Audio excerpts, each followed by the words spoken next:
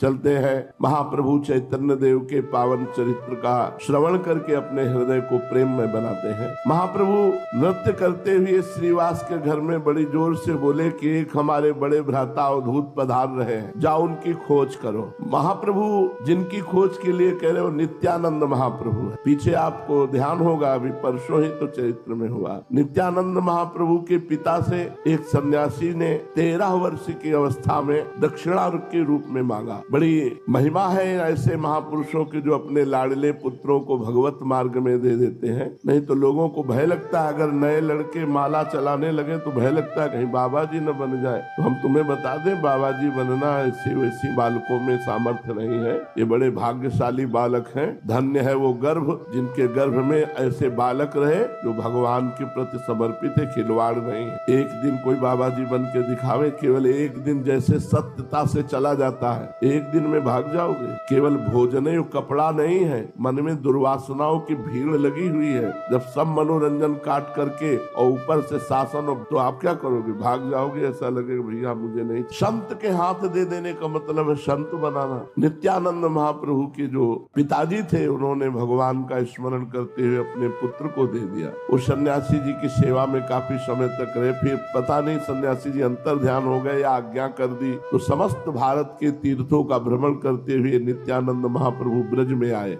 ब्रज के तीर्थों का भ्रमण करके एक आकर्षण हुआ और नवद्वीप पहुंचे। इधर आकर्षण हुआ, ये नवद्वीप पहुंचे, उधर आकर्षण हुआ चैतन्य महाप्रभु को कि कोई अवधूत आए हैं। तो नित्यानंद महाप्रभु के प्रेम के आकर्षण से आकर्षित होकर चैतन्य महाप्रभु के भक्तजन ढूंढ रहे थे कि कहाँ है वो अवधूत जिनकी चर्चा महाप्रभु ने भावावेश में कीर्तन के समय की। नवद्वीप में अवधूत नित्यानंद जी को सब खोजने लगे। अब नवद्वीप कोई छोटा गांव तो था नहीं जिससे वे झटपट नित्यानंद जी को खोज लाते, और नित्यानंद जी से किसी का कोई परिचय थोड़ी था कि ऐसे हैं नित्यानंद जी। पर आदेश हुआ महाप्रभु का कि खोज करो। श्रीवास पंडित और हरिदास जी, यवन हरिदास, दिन भर खोजते रहे, किंतु कहीं पता न चला कि कोई आगंतुक महापुरुष आए हैं। अंत में निराश होकर वे महाप्रभु के पास लौट आकर कहने लगे, प्रभु हमने आपकी आज्ञा के अनुसार नवद्वीप के मोहल्ले मोहल्ले में जाकर उन महापुरुष की खोज की, सब प्रकार के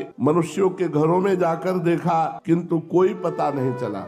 अब जैसी आज्ञा हो वैसा करें, जहाँ बतावे वहीं जाएं, किंतु हमें उनका कुछ भी पता नहीं है। कैसा रूप है, कैसा रंग है, कितनी अवस्था है, ऐसा कुछ पता नहीं। महाप्रभु इनकी बात सुनकर मुस्कुराए और सबकी ओर देखते हुए बोले, वो स्वयं जरूर यहाँ आ जाए। मुझे रात्रि में स्वप्न हुआ है कि वे महापुरुष जरूर यहाँ आ गए हैं। लोगों से मेरे घर का पता पूछ रहे हैं। अच्छा एक काम करो, हम सभी लोग चलते हैं ढूंढने के लिए। ये कहकर महाप्रभु उसी समय उठकर चल दिए। उनके पीछे गदाधर, श्रीवास आदि भक्तगण भी हो लिए। प्रभु उठकर सीधे वहीं गए। पंडित नंदनाचार्य जी के घर में नित्यानंद महाप्रभु रुके हुए थे। आचार्य के घर में जाकर देखा, दिव्य कांति युक्त महापुरुष अमित तेजस्वी संपूर्ण घर को मानो प्रकाशित कर रहे हैं, और पद्मासन में बैठे थे नित्यानंद महाप्रभु। उनके मुखमंडल की तेजोमयी किरणों से ग्रीष्म के प्रभाकर की किरणों की भांति प्रखर प्रचंडता नहीं थी। शरद चंद्रमा की किरणों के समान शीतलता, शांतता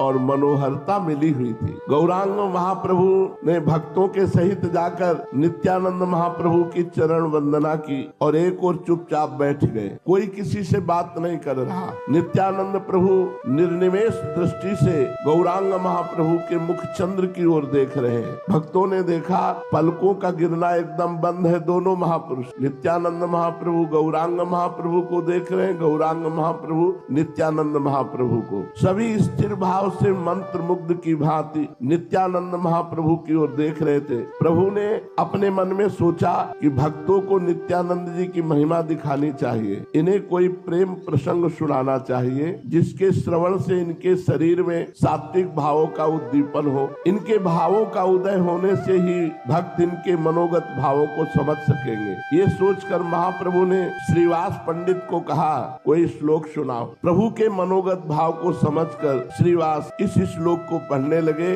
जी इस श्लोक को सुनकर परमहंस श्री सुखदेव जी ने 18,000 श्लोक कंठस्थ। ये वही श्लोक है जिसको सुन करके ब्रह्मानंद में छके हुए परमहंस श्री सुखदेव जी महाराज अपने पिता भगवान व्यास देव जी से 18,000 श्लोक वाले श्रीमद् भागवत ग्रंथ को कंठस्थ किया। श्रीवास बड़े मधुर स्वर से उच्च स्वर से सुनाने लगे। बरहा पीड़म नटवर वपुः कर्णयोः कर्णिकारं बिभ्रद्वासः कनक कपिशं वैजयन्तीं चमालां रन्ध्रान् वेणोरधर सुधया पूरयन् गोपवृन्दैर्वृन्दारण्यं स्वपदरमणं प्राविशदीत कीर्तिः।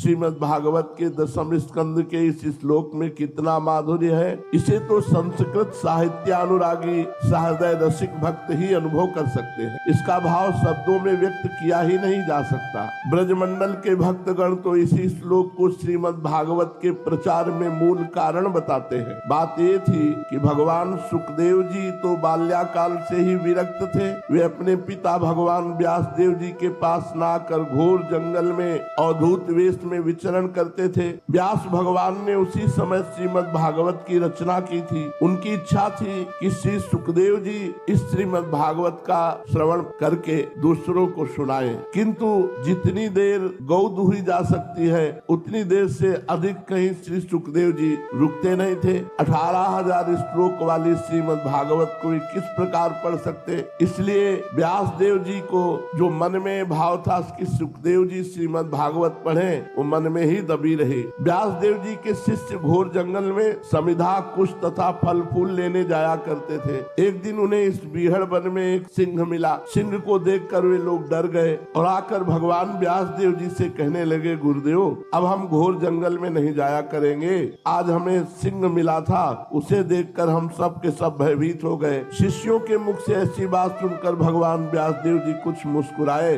और थोड़ी देर सोचकर बोले, व्याघ्र से तुम लोगों को भय किस बात का है? चलो हम तुम्हें एक ऐसा मंत्र बता देंगे कि उसके गायन के प्रभाव से कोई भी हिंसक जंतु तुम्हारे पास नहीं फटक सकेगा। शिष्यों ने गुरुदेव के वाक्य पर विश्वास किया और दूसरे दिन स्नान संध्या से निवृत्त होकर हाथ जोड़े हुए वे गुरुदेव के समीप गए और हिंसक जंतु निवारक मंत्र की जिज्ञासा की कि आपने कहा था जंगल में समिधा फल पुष्प लेने जाएंगे तो हम एक मंत्र बता देंगे, उसका उच्चारण करेंगे तो कोई भी हिंसक जंतु तुम पर आक्रमण नहीं करेगा। हाथ जोड़े हुए वे खड़े थे तो भगवान व्यास देव जी ने इसी श्लोक को कहा, बरहा पीडम नटवर वपुः कर्णयो कर्णिकारम। ये श्लोक सिखा दिया। शिष्यों ने श्रद्धा भक्ति के सहित इसे कंठस्थ कर लिया और सभी मिलकर जब जंगल में गए तो एक स्वर में बरहा पीडम नटवर वपुः कर्णयो कर्णिकारम बिभ्रद्वासः कनक कपिशं वैजयन्तीं चमालां रन्ध्रान् वेणोरधर सुधया पूरयन् गोपवृन्दैर् वृन्दारण्यं स्वपदरमणं प्राविशद गीत कीर्ति। ये श्लोक गान किया। जब मधुर स्वर में निर्जन जंगल में ऐसे जोर से कई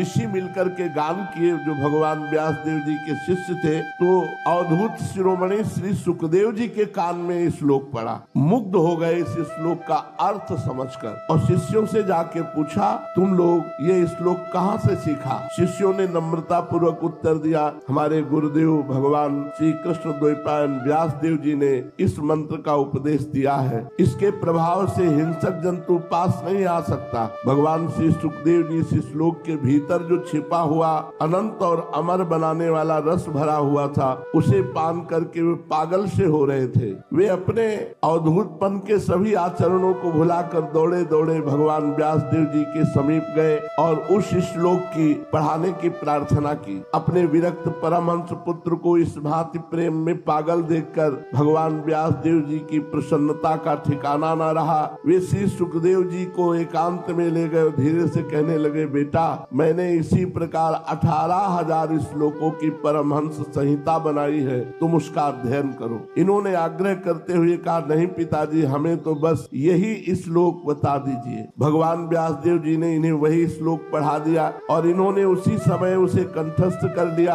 अब तो ये घूमते हुए उसी श्लोक को सदा गायन करने लगे। श्री कृष्ण प्रेम तो ऐसा अनोखा नशा है कि इसका जिसे तनिक भी चस्का लग गया वो कभी त्याग नहीं सकता। मनुष्य यदि छोड़ना भी चाहे तो भगवान का प्रेम उसे छोड़ने नहीं देता। श्री सुखदेव जी को श्री कृष्ण रसासव, श्री कृष्ण मधुमय मनोज्ञ मदिरा का चस्का लग गया। फिर वे अपने अवधूत पने के आग्रह को छोड़कर श्री व्यास जी के समीप जाकर श्रीमद् भागवत के पठन में संलग्न हो गए और सांगोपांग 18,000 श्लोक कंठस्थ किए। तभी भगवान व्यास देव जी कहते, आत्मा रामश्च मुनयो निर्ग्रंथा अपिरुक्रमे कुर्वन्त हेतुकीं भक्ति मिथ्यम भूत गुणो हरि। भगवान के गुणों में यही तो एक बड़ी भारी विशेषता है कि जिनकी हृदय ग्रंथि खुल गई है, जिनके सर्व संशयों का जड़मूल से छेदन हो गया है, जिनके संपूर्ण कर्म नष्ट हो चुके हैं, ऐसे आत्माराम मुनि भी भगवान के गुणों में अहेतु की भक्ति करते हैं। क्यों न हो, वे तो रसराज है ना।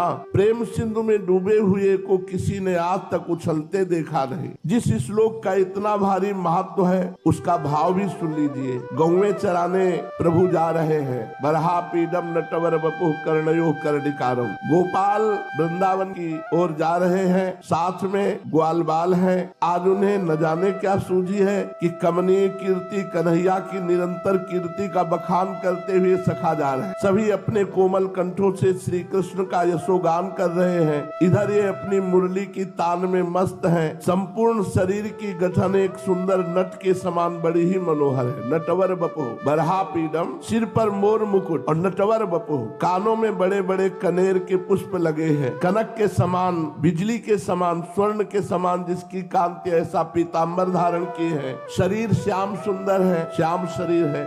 बरहा पीडम नटवर बपुः कर्णयो कर्णिकारम बिभ्रद वासा कनक कपिशम वैजयंतीम चमालम। वैजयंती माला धारण किए हुए हैं और आंखों की भ्रकुटियों को चढ़ाए हुए टेढ़े होकर बंसी के छिद्रों को अपने अधरामृत से पूर्ण करने में तत्पर हैं। उन छिद्रों में से विश्व मोहिनी ध्वनि सुनाई पड़ रही है। पीछे पीछे ग्वाल बाल यशोदानंदन का यशोगान करते हुए जा रहे हैं। इस प्रकार के मुरली मनोहर अपनी पदरज से वृंदावन की भूमि को पावन बनाते हुए ब्रज में प्रवेश कर रहे हैं। जगत को उन्मादी बनाने वाले इस भाव को जब अवधूत शिरोमणि सुखदेव जी सुन करके पागल हो गए तो फिर अवधूत नित्यानंद जी कैसे शांत बैठे रह सकते थे। जे ही नित्यानंद जी को यह श्लोक श्रीवास के मुख से सुनने को मिला, हुंकार मारी आसन में बैठे थे और मूर्छित होकर पृथ्वी पर गिर पड़े। मूर्छित होते ही प्रभु ने श्रीवास से कहा, दोबारा इसी श्लोक का गान करो। श्रीवास जब दोबारा श्लोक पढ़ने लगे तो नित्यानंद प्रभु जोरों से हुंकार करते हुए हा कृष्ण हा। उनके दोनों नेत्रों से अविरल अश्रु बह रहे थे। शरीर के सभी रोम बिल्कुल खड़े हो गए, पसीने से शरीर भीग गया। प्रेम में उन्माद की भांति नृत्य करने लगे। प्रभु चैतन्य महाप्रभु, गौरांग महाप्रभु उठे और नित्यानंद महाप्रभु को गले से लगा लिया। दोनों महापुरुष परस्पर एक दूसरे का गाढ़ आलिंगन करने लगे।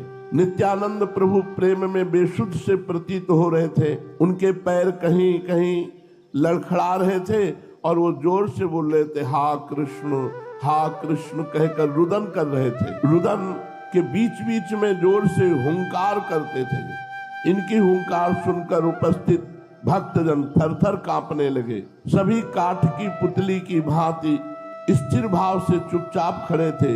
इसी बीच बेहोश होकर के नित्यानंद महाप्रभु निमाई अर्थात चैतन्य महाप्रभु की गोद में गिर पड़े। महाप्रभु नित्यानंद के मस्तक पर अपना कोमल कर कमल फिराया। उनके स्पर्श मात्र से नित्यानंद जी को परमानंद प्रतीत हुआ। वे कुछ कुछ प्रकृतिस्थ हुए। नित्यानंद प्रभु को प्रकृतिस्थ देखकर प्रभु दीन भाव से कहने लगे, श्रीपाद, आज हम सभी लोग आपकी पद धूलि को मस्तक पर चढ़ाकर कृतकृत्य हो गए। आपने अपने दर्शन से हमें बड़भागी बना दिया। प्रभु, आप जैसे अवधूतों के दर्शन भला हमारे जैसे संसारी पुरुषों को हो ही कैसे सकते हैं। हम तो ग्रह रूपी कूप के मंडूक हैं, इसे छोड़कर कहीं जा ही नहीं सकते।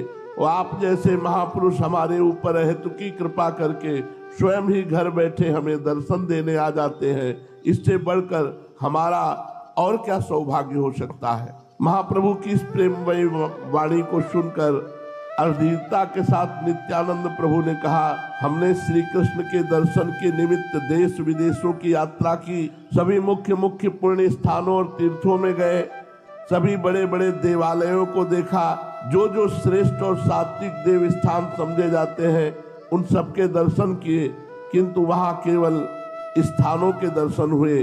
उन स्थानों के सिंहासनों को हमने खाली ही पाया। भक्तों से हमने पूछा कि इन स्थानों से भगवान कहाँ चले गए, तो मेरे इस प्रश्न को सुनकर बहुत से चकित रह गए, बहुत से चुप हो गए, बहुतों ने मुझे पागल समझा। मेरे बहुत तलाश करने पर एक भक्त ने बताया कि भगवान तो नवद्वीप में प्रकट होकर श्री कृष्ण संकीर्तन का प्रचार कर रहे हैं, तुम उन्हीं की शरण में जाओ, तभी तुम्हें शांति प्राप्त हो सकेगी। इसलिए हे मैं नवद्वीप में आया हूँ। दयालु श्री कृष्ण ने कृपा करके स्वयं ही मुझे दर्शन दिए। अब वे मुझे अपनी शरण में लेते हैं या नहीं, इस बात को वे जाने। इतना कहकर फिर नित्यानंद महाप्रभु गौरांग महाप्रभु की गोदी में लुढ़क पड़े, मानो उन्होंने अपना सर्वस्व गौरांग महाप्रभु के चरणों में अर्पित कर दिया हो। महाप्रभु ने धीरे धीरे उन्हें उठाया और नम्रता के साथ कहने लगे, प्रभु आप स्वयं ईश्वर हैं, आपके शरीर में सभी ईश्वरता के चिन्ह प्रकट होते हैं। मुझे भुलाने के लिए आप मेरी ऐसी स्तुति कर रहे हैं। ये सब गुण तो आप में ही विद्यमान है, हम तो साधारण जीव हैं, आपकी कृपा के भिखारी हैं। गौरांग महाप्रभु से लगभग 11 वर्ष बड़े हैं नित्यानंद महाप्रभु, पर प्रेम में तो छोटा बड़ा नहीं होता। सर्वतोभावेन गौरांग महाप्रभु को नित्यानंद महाप्रभु ने आत्मसमर्पण करके अपना सर्वस्व समर्पित कर दिया। तो गौरांग महाप्रभु ने अपना बड़ा भाई कह करके नित्यानंद महाप्रभु को गले से लगाया। दोनों महाप्रभु मिले, नित्यानंद महाप्रभु और गौरांग महाप्रभु। आगे इनकी शेष चर्चा। श्री राधा वल्लभ।